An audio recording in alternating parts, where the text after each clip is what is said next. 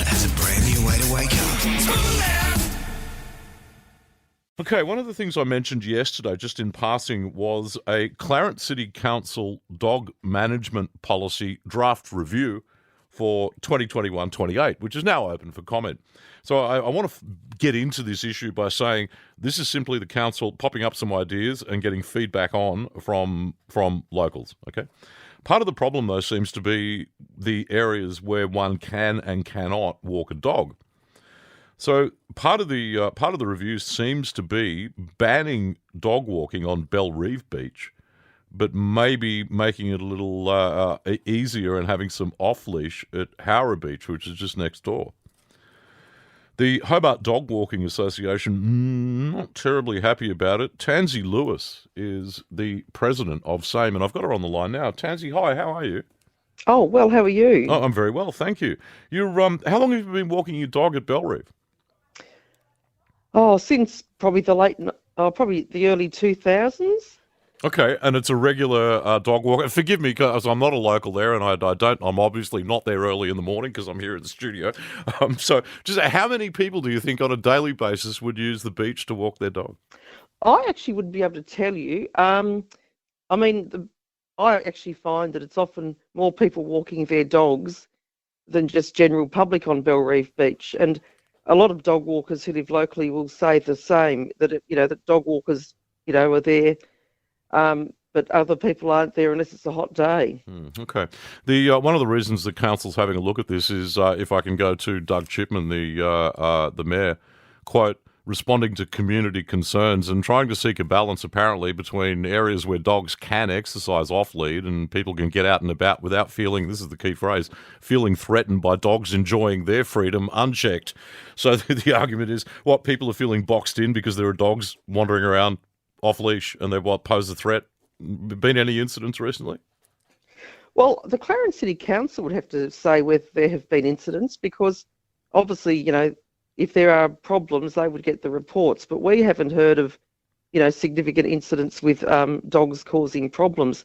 Whenever I walk in Clarence, which is pretty regularly, I see plenty of dogs are under effective control. They're owned by very nice people who are responsible. I think this is an exaggeration that, that there are all these sort of out of control dogs. Clearly, council thinks there is an issue, though. Otherwise, they wouldn't have mooted the changes, would they? Well, I think there's something about the Clarence Council that whenever they have to review their dog management plan, as they do every 5 years, they seem to want to try to, reduce the areas available to dog exercise. And this time they've gone particularly bold. I mean, they're pretty well trying to change most tracks, trails, beaches, reserves and parks to on-lead only. The problem is dogs need access to off-lead exercise areas so they can socialise, so they can run. And what's happened is, because of housing development, a lot of dogs now live in small yards. So the public open spaces are important to them. What sort of alternatives are available in the immediate area? Well, if you're looking at, I think, the Hobart Dog Walking Association believes, off-lead dog exercise areas need to be accessible, and they need to be in each suburb and probably within 15 minutes walk of the person's home.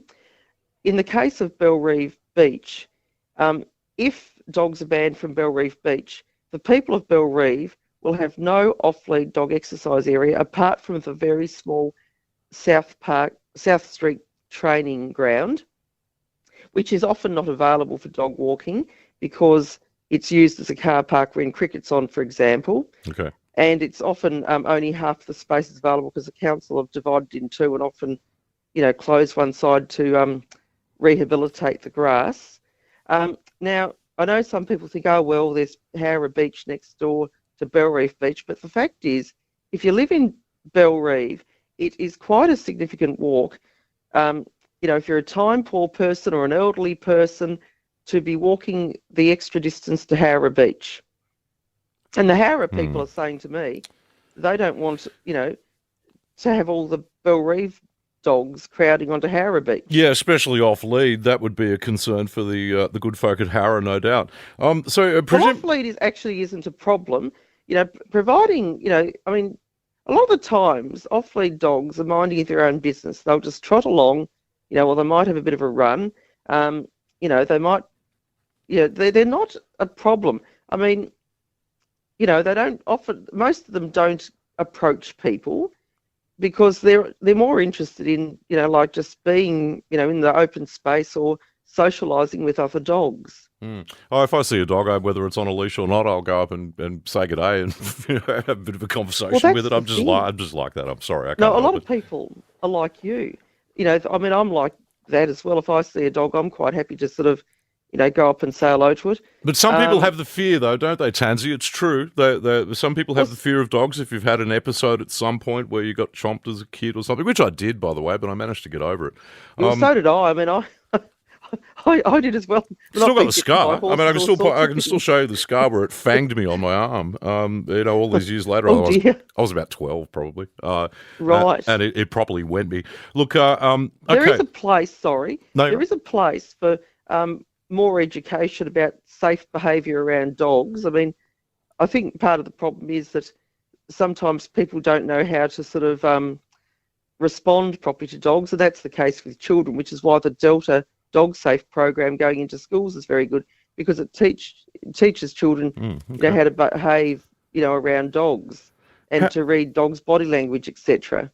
Which is not that hard, really, is it? I mean, it genuinely isn't. No. Okay. I mean, the basic rule, sorry to interrupt, the basic rule is if you see a dog, you should ask, can I pet your dog, to the owner. I usually make eye contact with the owner first before I go in for the, the pat around the head and stuff, and you get the, it's okay, it's fine, for the most part. I haven't had a no so far. Okay, is there a timeline or time frame as to when the council is going to consider all the submissions that are made? I presume you'll be making one, and come out with some kind of decision. Is there a time frame there? The deadline is the 12th of April for people to put their comments in. All right. There is a survey online they can do on the council's website. Probably not a bad idea to check that out too. Tansy, we'll follow this with some interest. It's always one of those interesting ones where where we're trying to balance the needs of some members of the community off against the desires of other members of the community, and finding that balance is not always easy. So a bit of a task ahead of Clarence City Council there, but we'll follow this with interest, and I appreciate your time this morning. Thank you. Well, thank you for your time. Really appreciate it. No, that's quite okay. It's just one of those issues that is universal in a sense. Whilst we're talking about a specific beach in a specific council area, the conflict often between people wanting to do their thing and people with dogs who want to do their thing is real, and it plays out all over the state. So happy to have the chat. Again, we'll watch it with interest. Live from Hobart, 6 a.m. weekdays, Brian Carlton, the Spoon Man, on 107.3 Triple M.